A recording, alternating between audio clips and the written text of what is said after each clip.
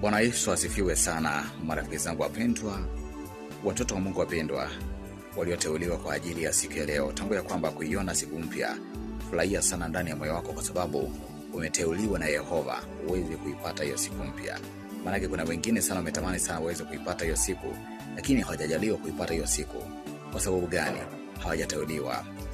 Kwa maana wote wamelemewa. Kuna yule ambaye aliamka asubuhi vizuri lakini akalemewa.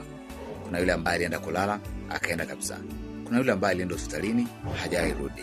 Kuna yule ambaye aliondoka kijijini akaenda mjini, hakurudi akitembea, alirudi na kichwa.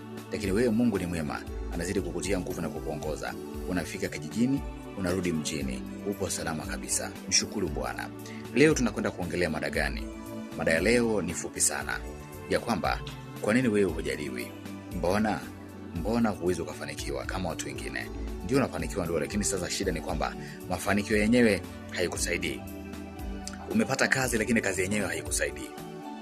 Unapopata mshahara wako hauna power yote katika maisha yako.